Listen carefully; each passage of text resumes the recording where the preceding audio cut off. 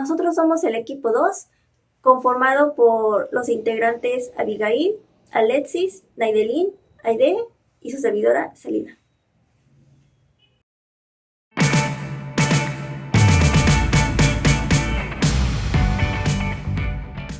Yo voy a explicarles el tema de la conciliación y de la quiebra, empezando con qué es el concurso mercantil.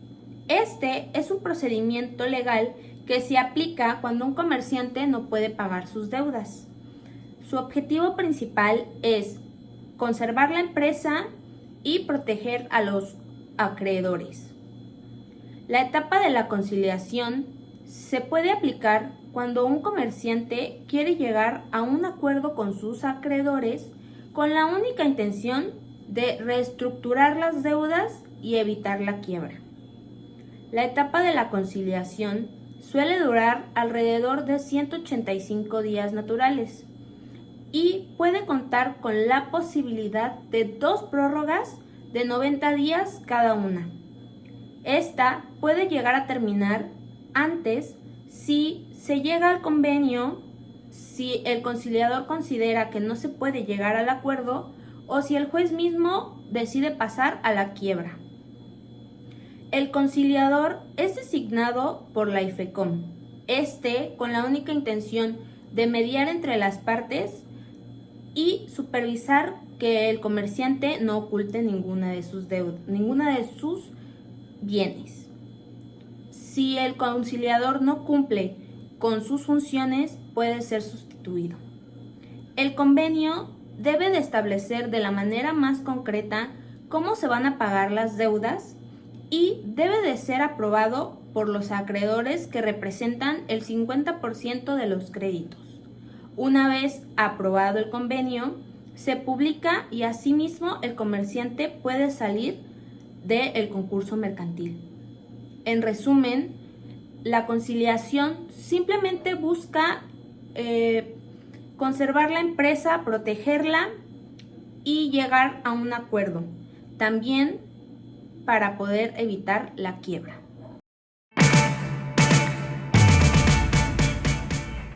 Ahora pasaré a explicarles la segunda etapa del concurso mercantil, la cual es la quiebra. La quiebra se declara cuando durante la conciliación no se llega a ningún convenio o cuando el comerciante incumple un convenio que ya había sido aprobado anteriormente. En otras palabras, la quiebra marca el fin de la posibilidad del rescate de la empresa.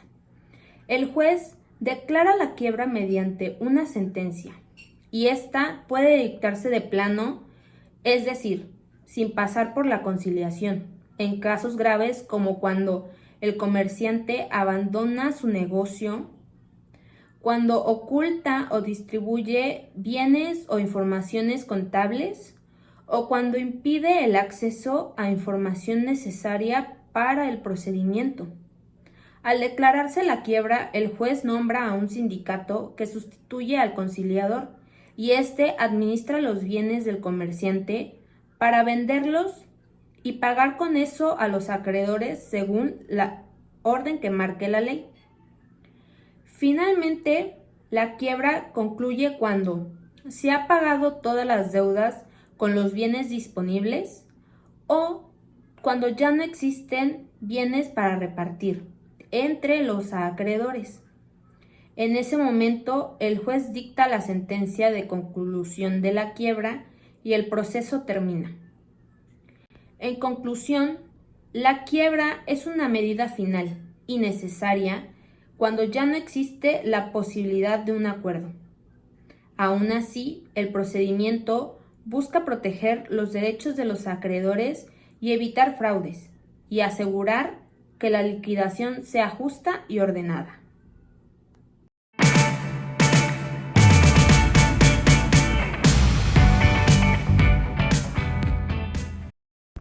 Muy buenos días, compañeros. Hoy vamos a hablar sobre los concursos mercantiles especiales y toda la información que veremos a continuación la podremos encontrar en el capítulo 8 de la Ley de Concursos Mercantiles.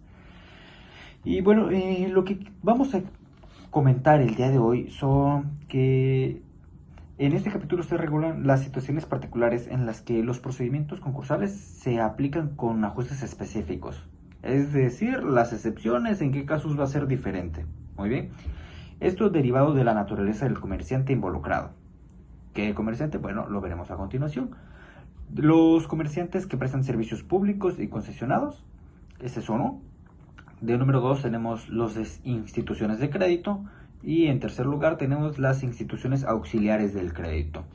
Esos serán los 3 casos especiales. Los comerciantes que prestan servicios públicos concesionados, en este caso se refiere a empresas privadas que operan servicios públicos mediante alguna concesión. Por ejemplo, transporte, telecomunicación, energía o agua potable. Cuando estas empresas entran en insolvencia, se declara el concurso mercantil. Pero no basta con aplicar las reglas generales, porque hay un interés público de por medio. Por eso, el Estado interviene de manera más directa, a través de la Secretaría o de la autoridad que entregó la concesión. Esto con el fin de que la continuidad del servicio público pues no se pierda. El procedimiento se lleva a cabo como cualquier concurso mercantil, con etapas de visita, conciliación y quiebra. Esos van a ser nuestros pasos fundamentales en cualquier concurso. Son pasos que no pues se pueden perder.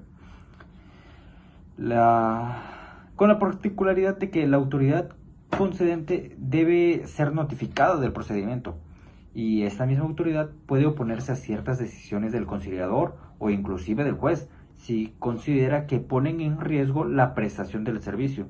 Como comentábamos anteriormente, no se procura la continuidad. Además, no se puede vender ni adjudicar la concesión sin la autorización expresa de dicha autoridad. El objetivo principal aquí es mantener el servicio público en funcionamiento, incluso si la empresa concesionaria enfrenta pues la situación de la insolvencia. Muy bien. Por otra parte, tenemos los concursos mercantiles de las instituciones de crédito. Aquí estamos hablando básicamente de los bancos y las entidades que reciben depósitos o manejan recursos públicos. Muy bien. ¿Por qué es un caso especial? Bueno, por su impacto en el sistema financiero. Los bancos no se rigen únicamente por la ley de concursos mercantiles, sino también por la ley de instituciones de crédito. Y en estos casos, el procedimiento se coordina con la Comisión Nacional de Bancaria y de Valores y la Secretaría de Hacienda. El procedimiento inicia a solicitud de la Comisión Nacional Bancaria y de Valores, no de particulares como en los otros casos. Cuando un banco enfrenta insolvencia, se decreta la intervención administrativa, esto con la finalidad de proteger los depósitos de los usuarios. Después, si no es posible rescatar la institución, el juez declarará el concurso mercantil. El Instituto para la Protección del Ahorro Bancario, o mejor conocido como el IPAB, toma un papel crucial, pues este asume la administración y la liquidación del banco, buscando preservar los intereses de los ahorradores y la estabilidad del sistema financiero. Y pues en tercer punto o tercer lugar, como gusten verlo, tenemos el concurso mercantil de las instituciones auxiliares del crédito. Esas instituciones incluyen almacenes generales de depósito, arrendadoras financieras, empresas de factoraje, y uniones de crédito. Este tipo de concursos también se requiere la participación de la Secretaría de Hacienda y Crédito Público y de la Comisión Nacional Bancaria y de Valores, pues aunque no estamos hablando de bancos, manejan recursos financieros que pueden afectar al público.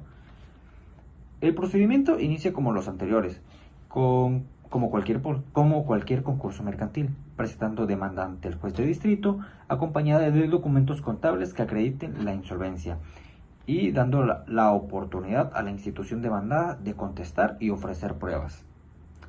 Una vez declarado el concurso, los efectos principales son la suspensión de pagos y procedimientos ejecutivos contra la institución, la intervención judicial y la administración, y la protección de los acreedores y usuarios. Recordemos que el objetivo sigue siendo el mismo, salvaguardar la estabilidad económica y financiera del país. Y bueno, en resumen, los concursos especiales buscan adaptar el procedimiento concursal a ciertos tipos de comerciantes, porque su función social o económica requiere un tratamiento distinto, de ser tratados por igual, pues podrían causar ciertos problemas en el sistema financiero nacional.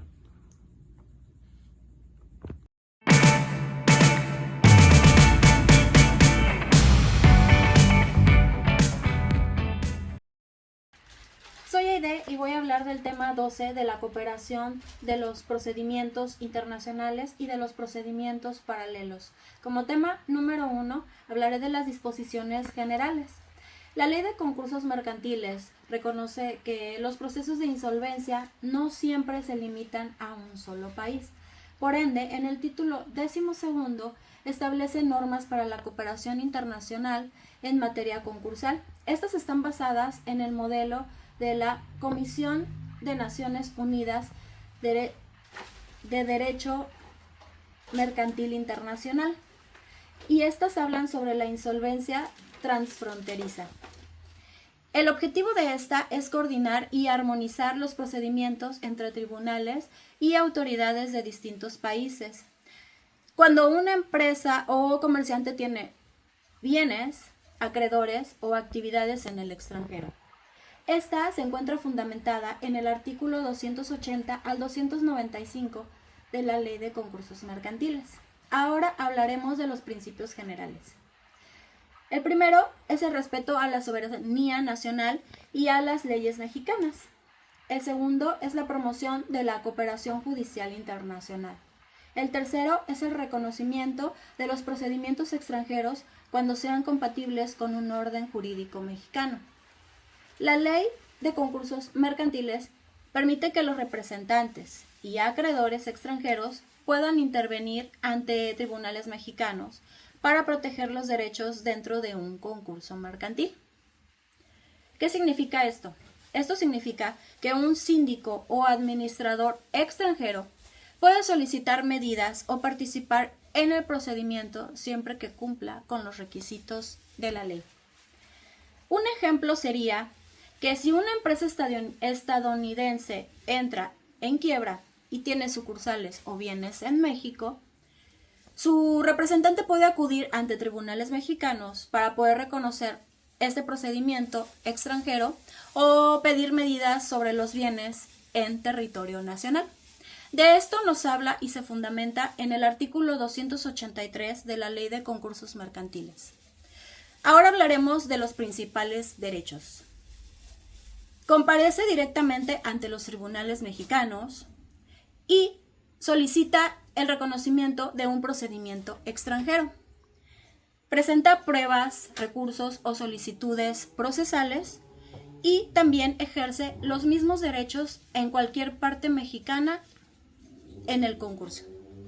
Ahora les hablaremos del tema 3, que sería del reconocimiento de un procedimiento extranjero y medidas otorgables. El reconocimiento judicial es un paso por el cual un tribunal mexicano puede admitir oficialmente que un procedimiento concursal extranjero, hablaríamos por ejemplo de una quiebra en otro país, tiene efectos en México. Hay dos tipos de reconocimiento. Uno sería el procedimiento extranjero principal, que es cuando el deudor tiene su centro de intereses principales fuera de México. Y el segundo procedimiento sería el procedimiento extranjero no principal, que es cuando el deudor solo tiene un establecimiento o bienes en el extranjero. Este se encuentra fundamentado en el artículo 284 al 287 de la Ley de Concursos Mercantiles. Ahora, una vez reconocido, el Tribunal Mexicano puede otorgar medidas de protección, como las siguientes: suspender ejecuciones o embargos sobre bienes en México. La otra sería proteger los activos del deudor y coordinar con el procedimiento extranjero para evitar duplicaciones. Un ejemplo de esto sería si una empresa canadiense en quiebra tiene cuentas o propiedades en México. Entonces, el juez mexicano puede ordenar medidas precautorias para proteger esos bienes y coordinar entonces su administración con el tribunal canadiense. Ahora hablaremos del tema número 4, de la cooperación con tribunales y representantes extranjeros. En esta parte se regula la colaboración directa entre jueces mexicanos y autoridades o representantes extranjeros. El objetivo de este es que los tribunales trabajen coordinadamente para que los procedimientos sean tanto efectivos como transparentes y justos. Las formas de cooperación son estas. Sería el intercambio de información relevante, la coordinación en decisiones sobre bienes o acreedores, la desintegración de un coordinador o de un enlace judicial para mantener comunicación y también la ejecución de resoluciones extranjeras compatibles con el derecho mexicano. Esta la encontramos fundamentada en el artículo 288 al 291 de la Ley de Concursos Mercantiles. Un ejemplo de esto es que un juez mexicano puede comunicarse con un juez de Estados Unidos para coordinar cómo se liquidan los bienes del deudor en ambos países y de tal manera evitar que se dupliquen los pagos o estos procesos. Ahora voy a hablar del tema número 5. Este habla sobre los procedimientos paralelos y las formalidades. Los procedimientos paralelos ocurren cuando existen procesos concursales simultáneos en diferentes países sobre el mismo deudor. En estos casos, ya la ley establece reglas para que los tribunales hagan estas actividades. Una, eviten contradicciones entre resoluciones, coordinen los procedimientos, como por ejemplo, quién administra qué bienes. También respeten los principios de trato equitativo entre acreedores nacionales y acreedores extranjeros. Esto se fundamenta en los artículos 292 al 295 de la Ley de Concursos Mercantiles. Ahora, el Tribunal Mexicano puede 1. Reconocer el procedimiento extranjero principal. 2. Limitar las actuaciones en México y los bienes situados en el país. Y como tercer paso, colaborar para distribución de los activos globales del deudor. Un ejemplo de esto sería una empresa multinacional que tiene concurso mercantil en México y Estados Unidos. Ambos tribunales deben coordinarse para dividir los bienes y pagos según su ubicación, sin afectar derechos de acreedores de ninguna jurisdicción. Ahora, como conclusión general de mi tema, el artículo 12 de la Ley de Concursos Mercantiles busca que México participe activamente en la cooperación judicial internacional, garantizando como tal, 1. La protección de los derechos de acreedores extranjeros. Como tema 2, sería la eficiencia y transparencia en los procesos de insolvencia internacional y evitar los abusos en conflictos entre jurisdicciones. Gracias.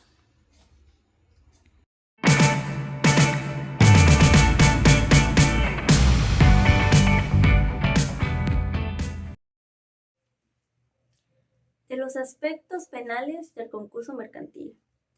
Este tema inicia desde el título 11º, artículos 271 a 277 de la Ley de Concursos Mercantiles. El primer subtema, de 3, es de los delitos en situación de concurso mercantil.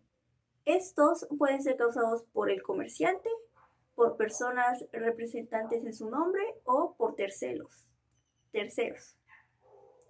Estas personas pueden ser el administrador único, el consejo de administración, el director general o trabajadores esenciales. Estos delitos podrán perseguirse sin esperar a la finalización del concurso mercantil.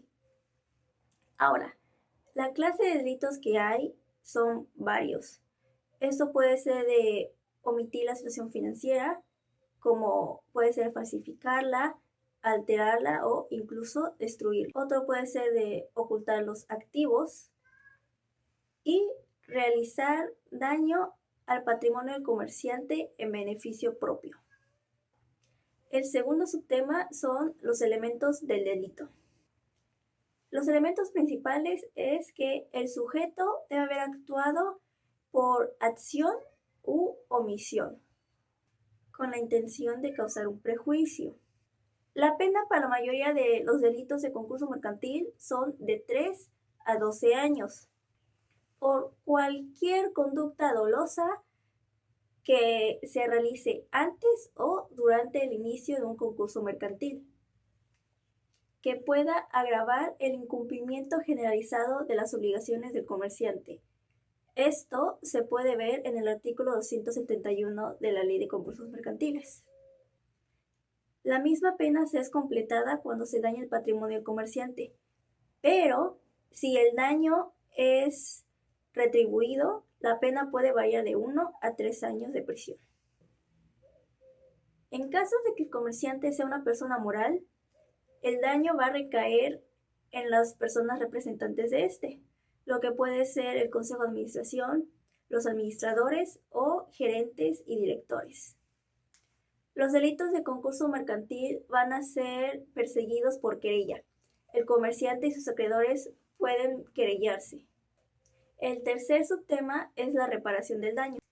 En el concurso mercantil, la reparación del daño es uno de los objetivos del proceso penal, buscando resarcir a las víctimas del delito del concurso.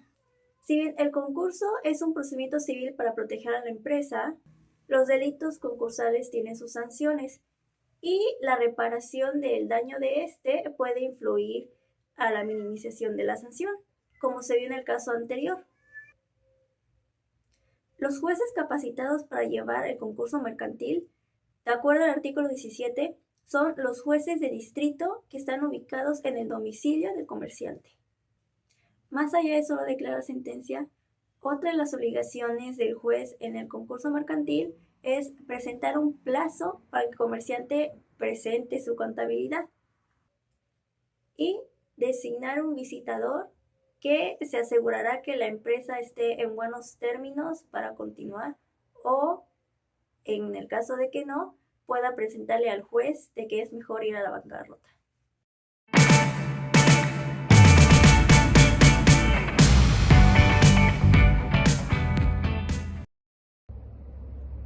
Instituto Federal de Especialistas en Concursos Mercantiles, IFECOM. Naturaleza y atribuciones. El Instituto Federal de Especialistas en Concursos Mercantiles es un organismo técnico dependiente del Consejo de la Judicatura Federal, creado por la Ley Federal de Concursos Mercantiles, para auxiliar a los jueces en la designación, supervisión y evaluación de los especialistas que intervienen en los procedimientos de concursos mercantiles. Su naturaleza jurídica es la de un órgano administrativo del Poder Judicial de la Federación, con funciones técnicas de registro, vigilancia y control sobre los visitadores, conciliadores y síndicos. Entre sus principales atribuciones se encuentra llevar el registro de los especialistas, visitadores, conciliadores y síndicos, designar a los especialistas que intervendrán en cada concurso mercantil, supervisar su desempeño y evaluar su actuación, emitir lineamientos y críticos técnicos aplicados a los procedimientos concursales. En casos especiales, asumir directamente sus funciones del visitador, conciliador o síndico, marcados en el artículo 325 de la Ley de Concursos Mercantiles. Estas atribuciones garantizan que el procedimiento concursal se desarrolle con imparcialidad, eficacia y transparencia, protegiendo los derechos tanto del comerciante como de sus acreedores. Organización. El IFECOM se organiza conforme a los lineamientos del Consejo de la Judicatura Federal, integrados por un director general responsable de la administración del instituto, un consejo técnico consultivo que apoye a la evaluación de los especialistas y la emisión de normas técnicas, y el personal administrativo y técnico encargado del registro, control y supervisión de los especialistas, de los visitadores, conciliadores y síndicos. Estos 3 especialistas son las figuras que intervienen en las diferentes etapas del concurso mercantil y todos son designados y supervisados por el IFECOM. Visitador. Etapa de visita. Es el que verifica la contabilidad y la situación financiera del comerciante para determinar si incurre en insolvencia. Conciliador. Etapa de conciliación. Promueve un convenio entre el comerciante y sus acreedores para evitar la quiebra. Síndico. Etapa de quiebra. Administra, conserva y vende los bienes del comerciante para pagar a los acreedores conforme a la prelación legal.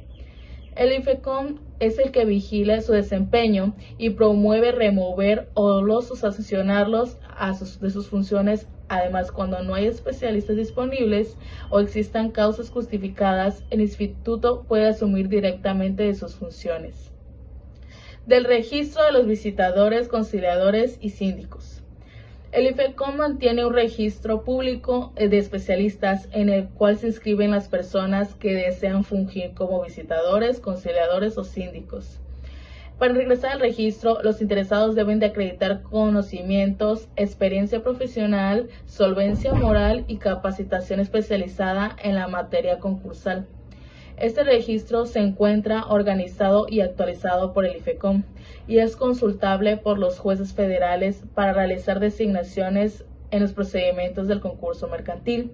Asimismo, el IFECOM realiza evaluaciones periódicas a los especialistas registrados y puede suspender o cancelar el registro de aquellos que incumplan con sus deberes profesionales o éticos.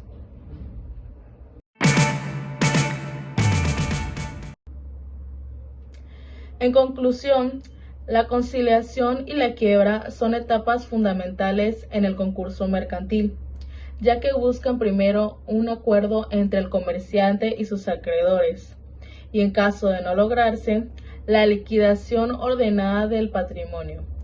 Los concursos especiales atienden casos particulares como instituciones financieras o concesionarios públicos, adaptando las normas a su naturaleza.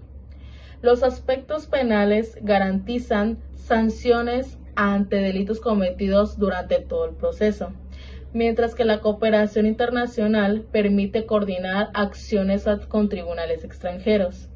Finalmente, el Instituto Federal de Especialistas en Concursos Mercantiles desempeña un papel esencial al regular y supervisar a los visitadores, conciliadores y síndicos, asegurando transparencia y legalidad en todo el procedimiento.